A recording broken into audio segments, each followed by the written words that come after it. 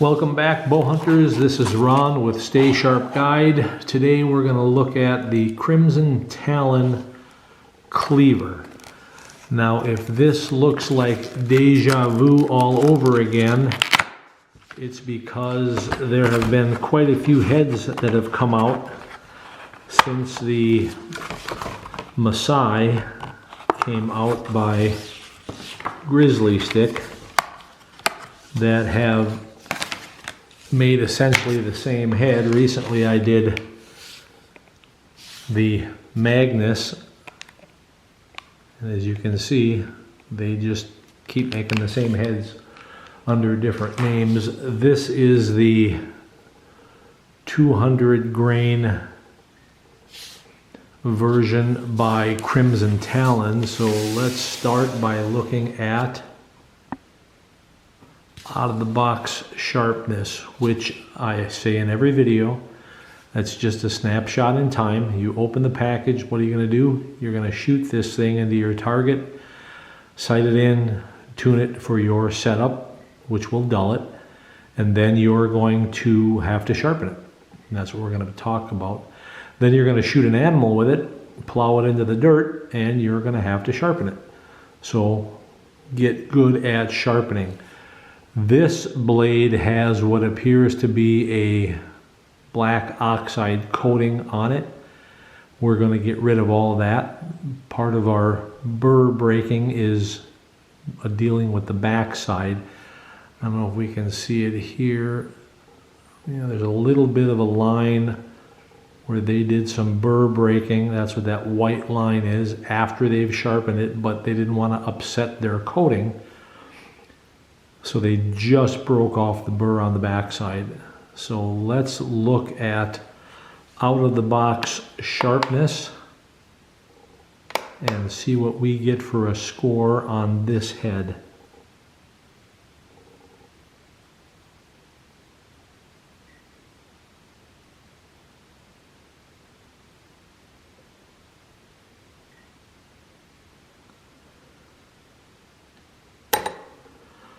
.410.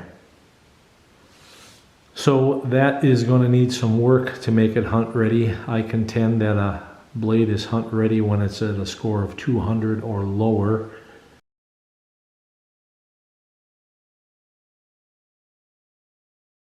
Next we are going to look at this under the microscope, so stay tuned.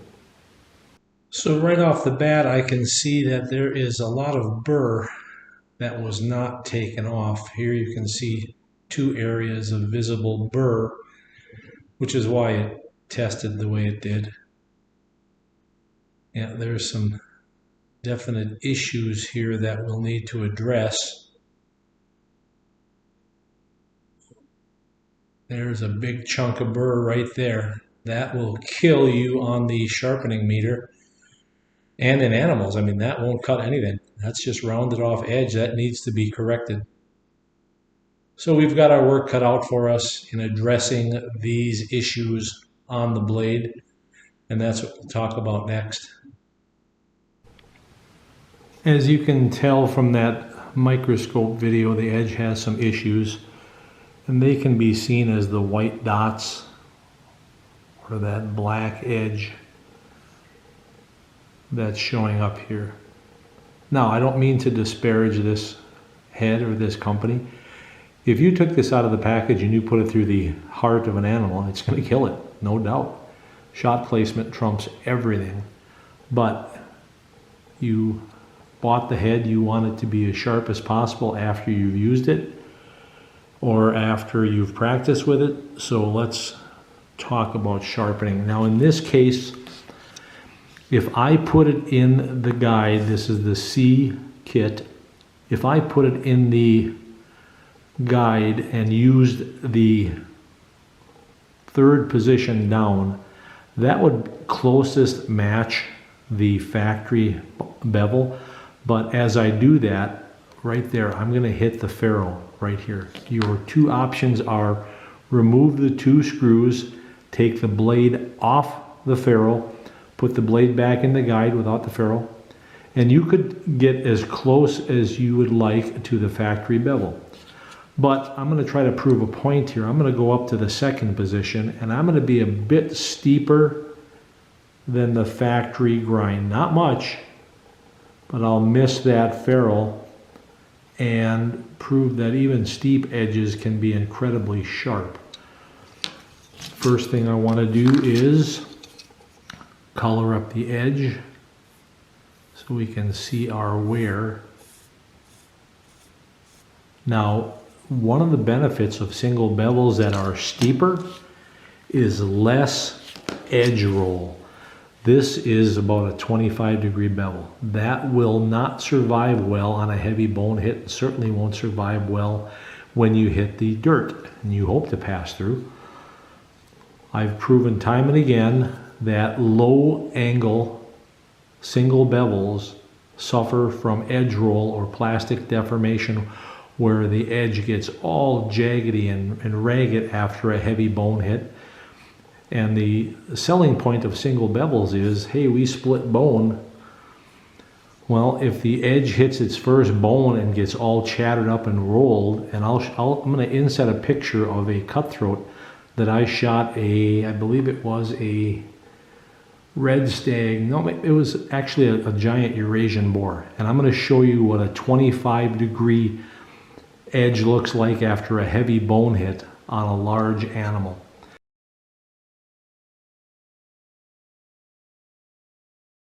Which is why I'm a fan of single bevels that are at least 30 degrees. It gives you more material out here to work with. At any rate, when I do a curved blade, this happens to be convex, the C kit will do concave, like Simmons Sharp, and that's how the C got its name, for curved, convex, or concave edges. You want to put the highest point of the curve in the middle of the roller position and equally balance out that curve in between these two arms. Now we're going to be sharpening this with 5 grits, and that's included in our kit of silicone carbide paper. You would get 240, 400, 800, 1200, 2500 grit. As always, you want to start out with 240 grit. So I've cut strips from the narrow end. Sandpaper runs 11 by 9.5. Cut it from the short length, and I pre-bend a bunch of U-shaped pieces, and I will put the U-shaped piece on the dowel, and then I will tape one side.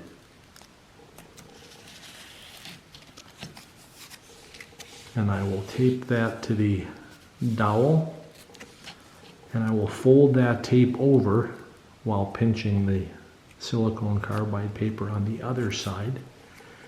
And I will wrap tape onto the dowel and the silicone carbide paper on the other side, thus creating this 240 grit stick. You might call it a whetstone, if you will, but this will be run dry. So now I've got a 240 grit stick, and I'll do that again with all the other grits after I've achieved a burr. The process is go back and forth if you wish, go just backward if you wish. But our goal here, and you can see we're only really affecting that first 10 thousandths of the cutting edge. We're not removing the Sharpie marker from the entire bevel. I contend that's not needed, and we'll get a stronger bevel if we do it this way. So I'm going to keep going at 240 until we develop a burr on the back side. Now a burr is always formed on the edge opposite of what you're sharpening. So we're sharpening the bevel side. The burr is going to show up on the back side. And I'm going to keep sharpening at 240, and then I'm going to come back when I know I've got a burr. I'm going to show you how to test for the burr. So stay tuned. We'll be back. Well, I sure didn't have to wait long because we're at a steeper angle than factory, as you can see based on the wear. I got a burr in about 30 strokes. So let's show how to test for the burr. Now on 240 grit, I can feel that raised burr with a thumbprint. But if you take a strip of paper, not more than 1/4 of an inch wide, in this case I'm about 3/16, I'm going to jab this along the edge. And if I have a burr, the paper hits that burr, it bends, it flexes, and it won't go beyond that. That is your simple test to know if you've got a burr. Once I've got a burr, there's no point in going any further at this grit. I need to now break off that burr, and in this case the easiest way is to lay it on the back side and rub it back and forth. We want to keep the back side of a single bevel perfectly smooth and flat. We do not want to create a double bevel broadhead when you bought a single bevel. So in doing this, we will mar that nice black oxide coating they put on there. That's okay. If that black oxide coating was for show, you don't care. If it was there for corrosion resistant, well heck, you've got the whole edge that you'll need to oil anyway to keep it from rusting, so you can add some oil to the backside. I'm not sure if these are stainless or carbon steel blades, but you definitely want to get rid of the burr after you've created it. So there you can see what we're doing. Now we're going to be going after the bevel side with 5 grits. We're going to be going after the back side with 5 grits, so that by the time we're done, this back side is going to be just as smooth and shiny as the bevel side, and that is by design. People think a single bevel means you sharpen one side. That's not true. Both sides of the blade need to be addressed with all of the grits that you use to create the bevel. So we have a burr-free edge on this side. I've chased that burr back to the bevel side. So let's break that off again. If you want to just pull, you certainly can. If you want to push and pull, you can do that as well. But now we've chased the burr back to this side. So let's get rid of that burr. Now what I'm going to do is I'm not going to make you suffer through all 5 grits. I'm going to peel off this tape and get rid of the 240 grit silicone carbide paper. Put on the 400. When I get a burr and break it off at that, I'll do it with 800, 1200, 2500. When we come back at 2500, we'll talk about buffing.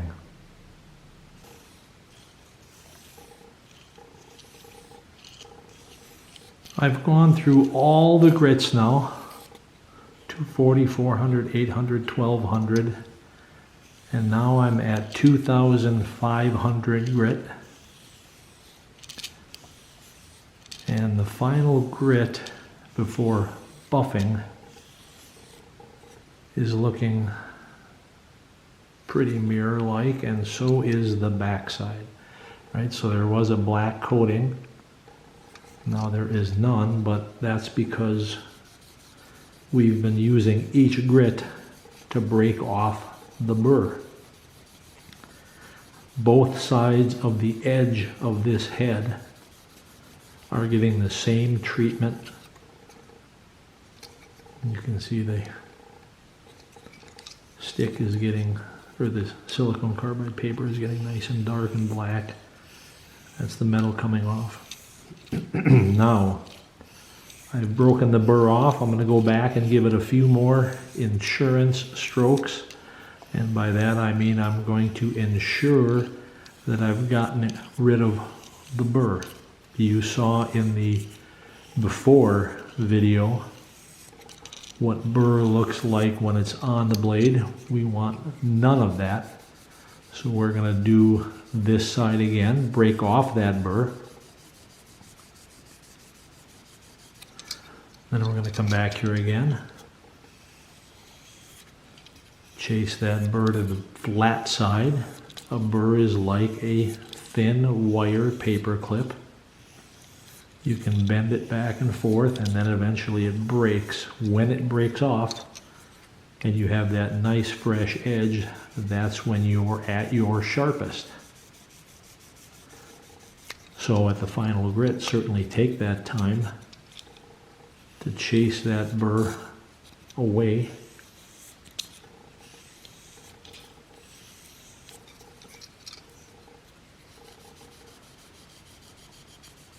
We want to leave no burr on the blade. It will show up under the microscope. It will certainly show up in the sharpness tester. So now we've got you can see my red camera in the background, a very mirrored edge. So the final step is to get rid of all of the silicone carbide paper and replace that with a fresh piece of tape, because that's going to be our vehicle for buffing. We're going to put some tape on the dowel. We'll fold it around, and now we've got a surface by which we can apply buffing compound. And buffing compound is a waxy, crayon-like material with a fine powdered abrasive in it. And now we're going to buff with that buffing compound this edge. This is going to buff away all the serrations and scratches that we put in the metal. When we did 400 grit, that erased all the scratches in the metal created by 240. 800 got rid of the scratches in the metal that 400 put in. 1200 erased 800. 2500 erased the scratches from 1200.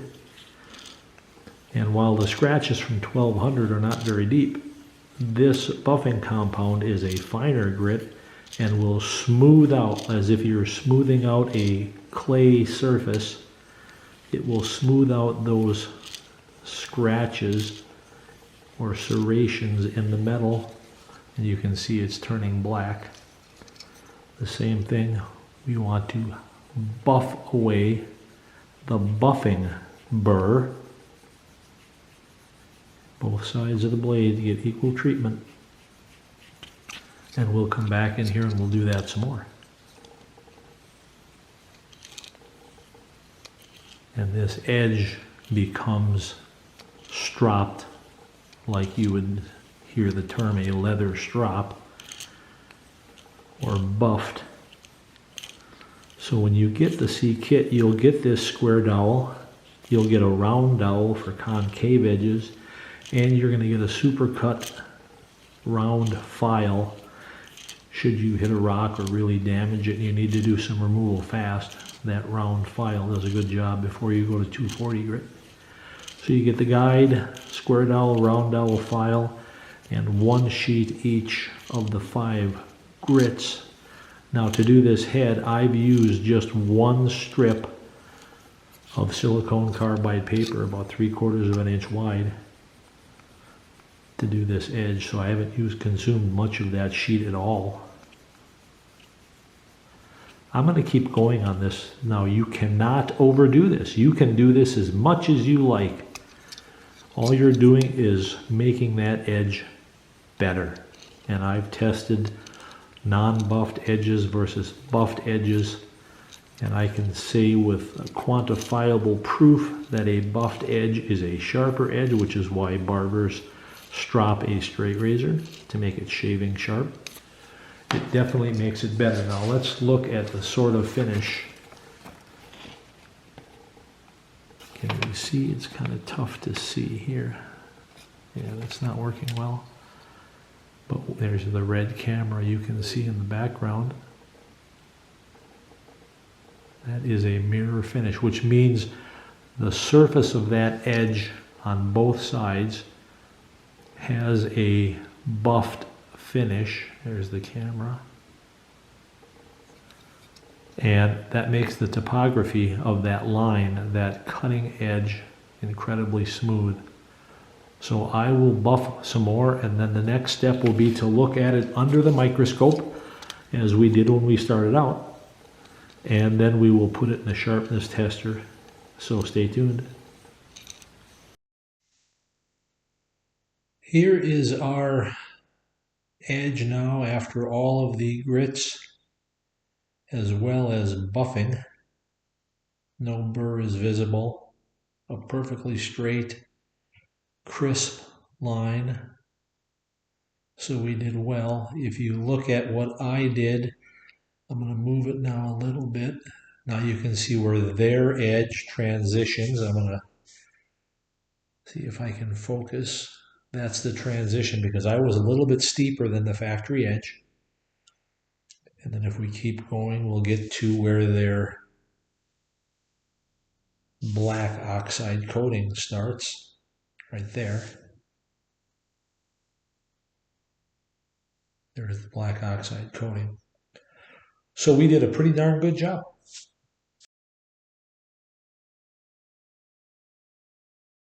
That edge, as I showed under the microscope, was pretty impressive. We did a secondary bevel. We have a mirror finish on that secondary steeper bevel.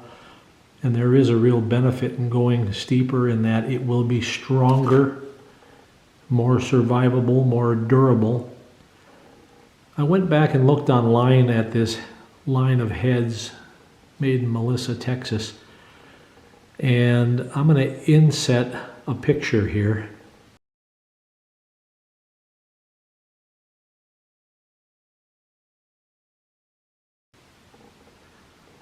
$29.95 for 3 heads, when the current going rate in 2025 is about $45 for 3 heads. Now, when you think about thick bladed single bevel heads, they are typically going in excess of $100. You look at some really top end heads, $150 for 3 blade or 3 heads. This is a equivalent of a D2 tool steel, so I'm very impressed with this.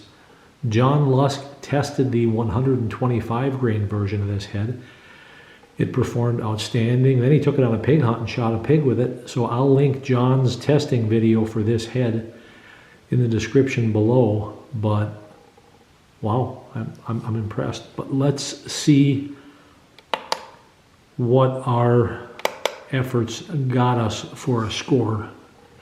It started out with a pretty high score, but we're going to see where we end up. 57. Though that's a fantastic edge.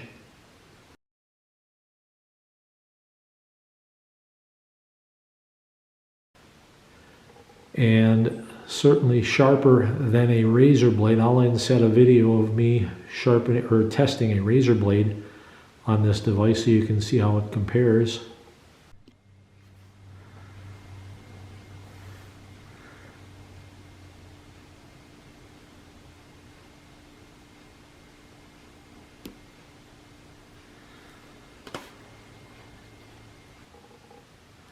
And of course, everybody wants to know, will it shave? So let's risk cutting ourselves here. There you go. That is a very sharp, a razor sharp head. $29.95 for 3. Crimson Talon Cleaver in Texas. Now you know how to sharpen it and make a more durable edge. I could have used the factory hole or sharpened at the factory bevel in this hole. I moved up one position. It takes less time to sharpen because you're only doing the first 10 thousandths in. You're not sharpening the whole factory bevel. So you actually get to sharpen it faster and you get a more durable edge. Now lastly, everybody's going to ask, what about the trailing edge? Trailing edge doesn't do any cutting going in. If you're counting on it cutting going out, your arrow should have passed through. If you want, you can still use the same dowel with the same silicone carbide paper. It's only one width of a stick, and you can freehand this. You might want to take it off the ferrule, but you can freehand that bevel on the trailing edge. Same thing with the tanto tip. You can actually do it in the guide if that is your preference. You can put the head in the guide. I should loosen the screw first. You can put the head in the guide and do both the trailing edge and the tanto tip. Again, it's less than a stick's width, so you can do that really tiny bevel on the front. Now, a tanto tip on a single bevel is a bone breaker. This is the plow on the front of your truck. This is not a slicer. That little edge isn't a slicer. It's just meant to prevent tip curl. There's one on each side. So if you value sharpening that, you can, but this is meant to break and breach bone, and then the single bevel obviously spins and separates that bone. So I don't know that I'd try to get a razor's edge on that little tanto tip. You can. You own the edges that you're going to hunt with. So if you want to sharpen the trailing edges and work on the tanto tip, that's fine. This main edge is where all your lethality comes from, so certainly focus on that. But now you know how to get it sharper than a razor with the Stay Sharp C kit. Thanks for watching.